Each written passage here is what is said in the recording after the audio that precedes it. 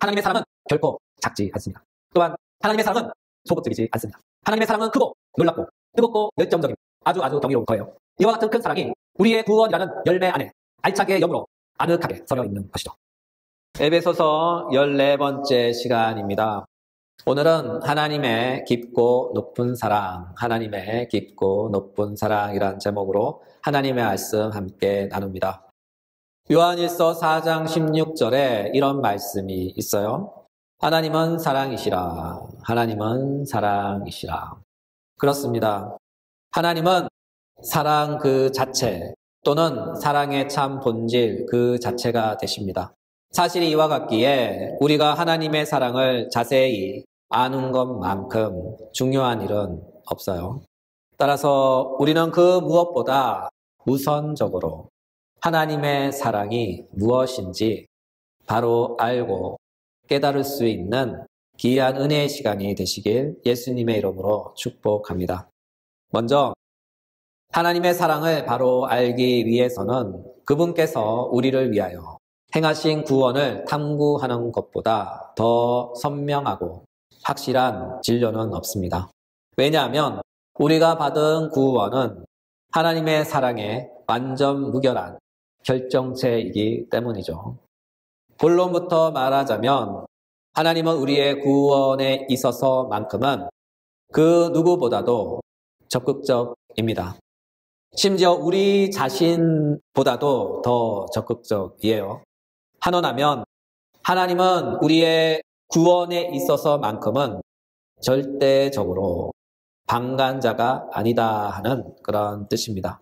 사실이 이와 같기에 그분은 우리의 구원을 위해 우리가 무엇을 상상하든 훨씬 더 초월하여 이 세상의 모든 이성으로는 절대로 이해할 수 없고 포착할 수 없는 하나님만의 일들을 행하십니다. 달리 표현하자면 설마 이렇게까지 하는 그런 일들을 하셔요. 그리고 그 모든 일들이 한치의 오차도 없이 기막힌 타이밍으로 그분의 모든 계획들이 확실하게 그렇게 되도록 섭리하십니다.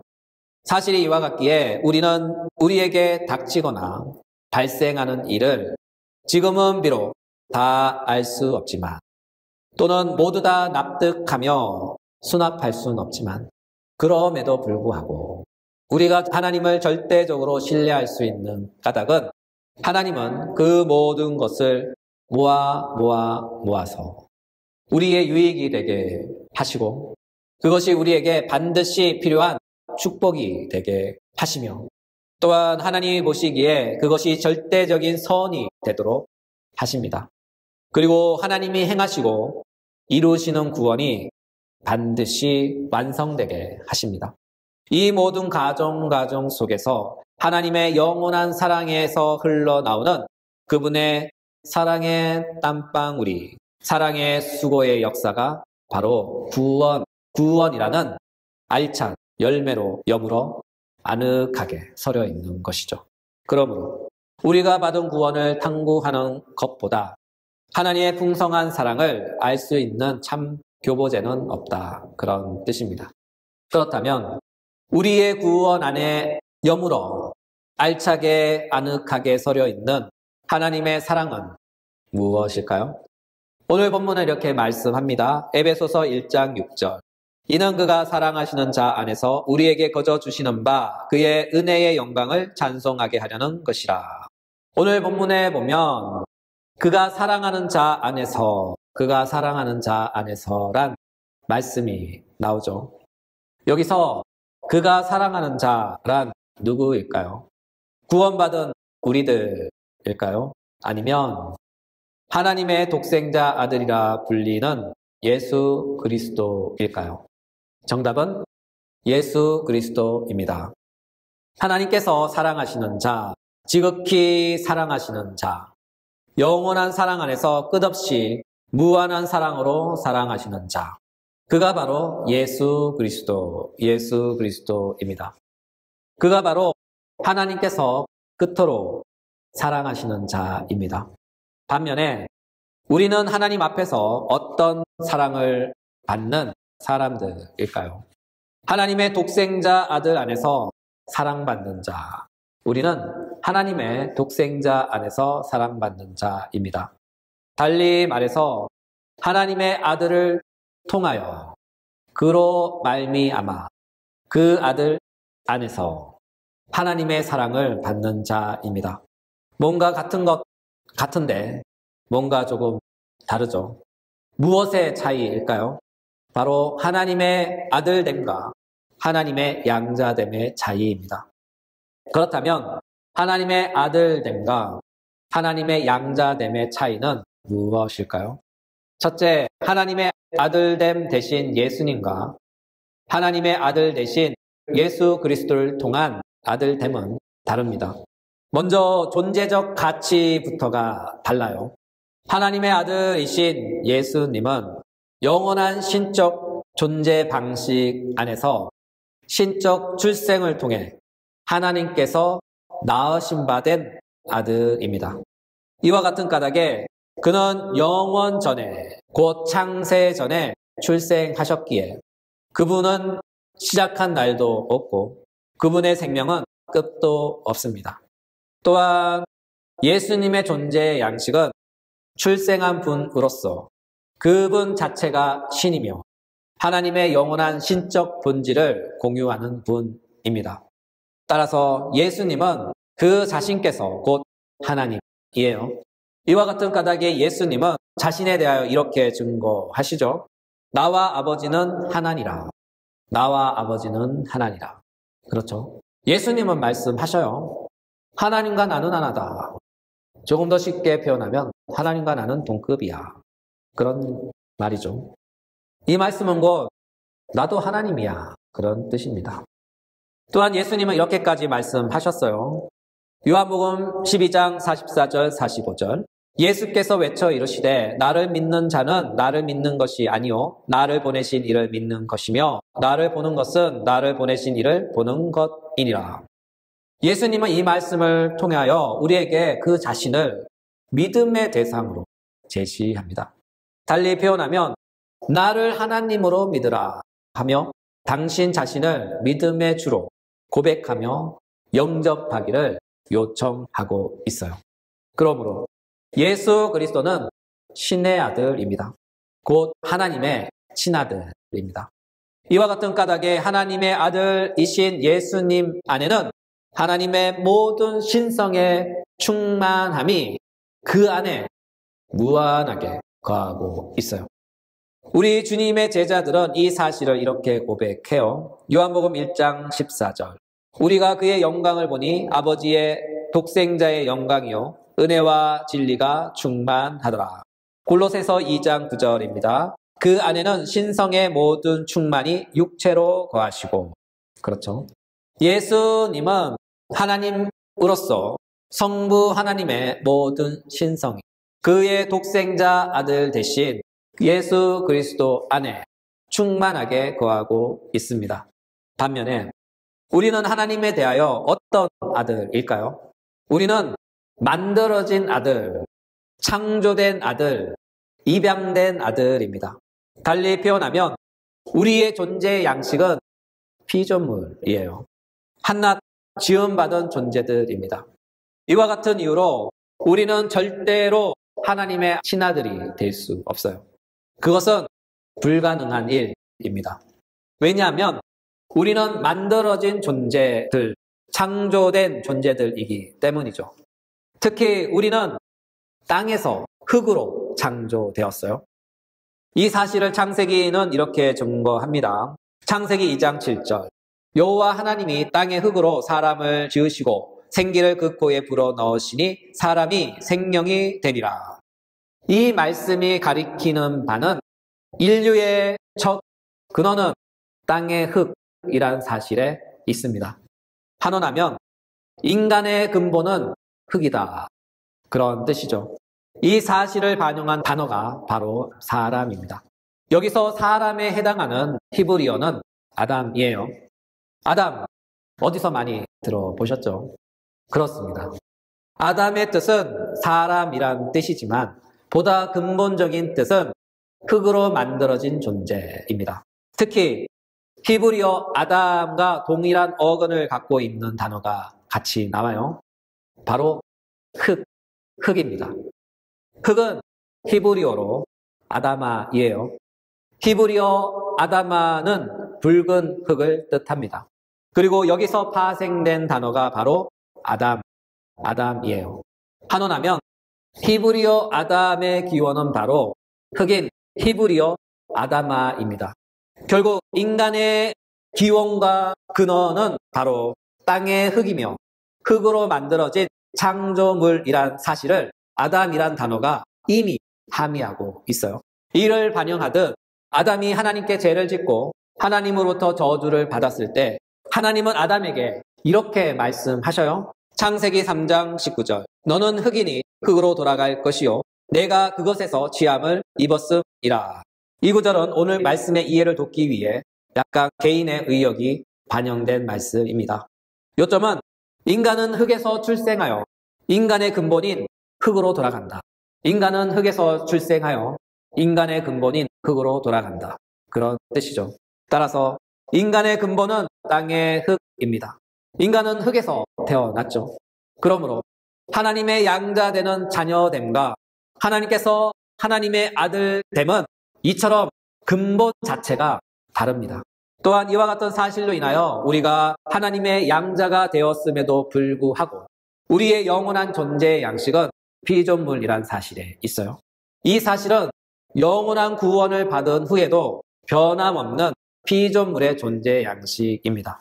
한원하면 피조물은 세상이 바뀌어도 또는 죽었다 다시 깨어나도 언제나 피조물이다. 그런 뜻이죠. 달리 표현하면 우리는 세상이 바뀌어도 절대로 예수님과 동등한 존재 또는 예수님과 같은 신적 본질을 소유한 존재는 될 수 없다 하는 그런 말이죠. 이를 한원하면 우리는 그 자체로서 예수님과 동등한 신적 존재는 절대로 되지 않는다 하는 그런 말입니다. 그렇다면 우리는 어떻게 어떤 방식으로 하나님의 신적 방식에 참여할 수 있을까요? 바로 그의 사랑하는 자 안에서 신의 성품에 참여함으로써입니다. 한원하면 예수 그리스도 안에서 그의 아들을 통하여 우리는 다시 태어나고 새로운 생명을 받았고 또한 새로운 성품을 받았으며 새로운 지위를 받게 된 것이죠. 한마디로 우리는 예수님 덕분에 행제했다. 그런 말입니다. 이를 달리 표현하면 예수님 때문에 우리는 하나님의 자녀가 되었고 예수님 때문에 우리는 하나님의 새 생명을 얻었고 예수님 때문에 우리는 하나님의 성품을 하사받고 신의 성품에 참여하는 자가 된 것이죠. 신의 성품에 참여하는 자. 이를 달리 표현하면 우리의 본래적 신분은 피조물이었으나 하나님의 아들 되신 예수 그리스도 덕분에 그를 통하여 우리는 그의 아들됨의 자리까지 끌려 올려져 그 지위가 높아진 거예요. 그러므로 신의 성품에 참여하는 자란 바로 하나님의 독생자 아들 되신 예수 그리스도를 통하여 그의 아들의 지위까지 끌어올려져 그 지위가 높아진 것을 뜻하는 것입니다. 왜냐하면 하나님의 양자됨 이것은 법정적 자격이 주어지는 것을 뜻하기 때문이죠. 한원하면 하나님의 양자됨은 하나님께서 그 자신의 법정적 선언을 통하여 그의 사랑하는 자 안에서 우리를 당신의 자녀로 입양하겠다는 그분의 영원한 신적 결단과 의지의 선포이기 때문이죠. 이것은 하나님의 행위이기에 결코 반복되거나 철회될 수 없는 영원한 사건입니다. 이와 같은 하나님의 그 자신의 행위로 말미암아 우리는 예수 그리스도 안에서 하나님의 자녀로 수납되고 확정되어 마침내 하나님의 자녀됨의 그 반열에 들어가게 되는 것이죠. 요점은 예수님의 하나님의 아들됨과 구원받은 우리가 하나님의 양자됨은 그 근본과 출발에 있어서 완전히 다르다. 그러나 우리는 하나님의 아들 되신 예수 그리스도를 통하여 그 안에서 하나님의 법정적 선포의 행위인 양자됨의 방식을 통하여 우리가 하나님의 자녀로 입양됨으로써 우리의 주인은 피조물에서 하나님의 자녀로 들림받고 높임 받아짐으로써 마침내 신의 성품에 참여하는 자가 되는 것입니다. 달리 말해서 그의 사랑하는 자 안에서 하나님의 자녀로 인정받고 우리 또한 예수님처럼 하나님의 사랑을 받는 자가 되었다는 뜻입니다. 그렇다면 예수님을 향한 하나님의 사랑은 조금 이해하겠는데 우리를 향한 하나님의 사랑은 어떻게 알 수 있을까요? 이에 관하여 사도 바울은 이렇게 말씀하셔요. 로마서 8장 32절. 자기 아들을 아끼지 아니하시고 모든 사람을 위하여 내어주시니가 어찌 그 아들과 함께 모든 것을 우리에게 주시지 아니하겠느냐. 사도는 말씀하시죠. 자기 아들을 아끼지 아니하시고 자기 아들을 아끼지 아니하시고 이 구절에 의하면 하나님은 우리를 향한 당신의 사랑의 증표로 자기 아들을 주셨다라고 합니다. 특히 이 구절에서 아끼지 아니하시고 란 말씀은 그가 아끼지 아니하셨다 하는 그런 뜻입니다. 우리의 구원을 위해 자신의 독생자 아들을 십자가에 내어주신 사건, 이것이 바로 아끼지 아니하셨다 하는 그런 표현이에요. 달리 말하자면 하나님은 우리의 구원을 위해 아들을 우리를 대신하여 십자가에 기꺼이 내어주신 것이죠. 한원하면 하나님의 아들은 우리에게 있어 당신의 구원을 보증하는 보증수표입니다. 달리 말하자면 하나님의 사랑을 확증하고 보증하는 사랑의 보증수표다. 그런 말이죠. 왜냐하면 하나님에게 있어서 당신의 아들보다 더 귀중하고 소중하고 아까운 것은 아무것도 없기 때문이죠. 그러므로 우리의 구원 안에서 발견된 하나님의 큰 사랑의 증거는 바로 우리를 대신하여 십자가의 죽음에 자신의 아들을 내어주신 사건입니다. 하나님은 당신의 사랑을 증명하시기 위하여 당신의 독생자 아들 되신 예수님을 십자가에 내어주시기까지 우리를 사랑하십니다. 여기서 질문은 이것이죠. 하나님 왜요? 하나님 왜 그렇게까지 하셨어요? 이에 대한 정답은 하나입니다. 우리를 너무나 사랑하셨기 때문에. 우리를 너무나 사랑하셨기 때문에. 하나님은 우리를 너무나 사랑하셨기 때문에. 하나님은 당신께서 영원 전에 낳으신 바 된 그의 독생자 아들일지라도 우리의 구원을 위해 또한 그것이 우리의 구원받을 수 있는 유일한 길이기에 기꺼이 아낌없이 모두 다 내어주신 것이죠. 따라서 우리의 구원 안에서 발견된 하나님의 사랑은 바로 당신의 독생자 아들 되신 예수님까지도 아낌없이 내어주시기까지 우리를 사랑하십니다. 그러므로 골고다 언덕의 예수 그리스도의 십자가는 우리를 향한 하나님의 사랑의 증표요, 그 사랑의 확증이며 확실한 표지입니다. 이보다 더 확실할 수 없어요. 오늘의 말씀을 마무리합니다. 사랑하는 여러분, 우리가 오늘 말씀을 통해 살펴봤듯이 하나님의 사랑은 결코 작지 않습니다. 또한 하나님의 사랑은 절대적으로 소극적이지 않습니다. 하나님의 사랑은 크고 놀랍고 뜨겁고 열정적이며 아주 경이로운 거예요. 이와 같은 큰 사랑이 우리의 구원이라는 열매 안에 알차게 여물어 아늑하게 서려 있는 것이죠. 오늘 함께 나눈 말씀의 결을 따라 여러분에게 질문을 던져보겠습니다. 여러분은 하나님을 사랑하십니까? 나를 사랑하사 나를 위해 당신의 하나밖에 없는 독생자를 이 땅에 보내주시고 나를 대신하여 모욕당하시고 순환당하시고 고난당하게 하신 당신의 아들을 십자가에 죽음에 내어주시기까지 우리를 향한 하나님의 무한한 사랑 앞에서 내가 예수 믿는다 하는 이유만으로 때론 아무 까닭 없이, 때론 의도적으로 겪는 생활의 불편함 때문에 하나님의 사랑을 쉽게 외면한 적은 없습니까? 혹은 하나님의 사랑은 결코 가볍지 않은데 하나님을 향한 우리의 사랑이 가벼우면 될까요?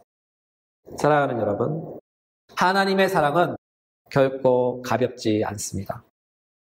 이와 같은 사실을 믿는다면, 하나님께서 이처럼 우리를 사랑하셨다 하는 이 사실을 믿는다면, 우리는 우리 앞에 닥친 신앙의 시련들을 새롭게 바라보고 지혜롭게 잘 대처하여 이겨나갈 수 있기를 예수님의 이름으로 부탁합니다. 마지막으로 성경 말씀 읽고 모든 설교를 마치도록 하겠습니다. 로마서 8장 38절 39절. 내가 확신하노니 사망이나 생명이나 천사들이나 권세들이나 현재일이나 장래일이나 능력이나 높음이나 깊음이나 다른 어떤 피조물이라도 우리를 우리 주 그리스도 예수 안에 있는 하나님의 사랑 안에서 끊을 수 없느니라. 하나님의 사랑 안에서 그 어떤 것도 우리와 하나님의 사랑을 끊을 수 없느니라.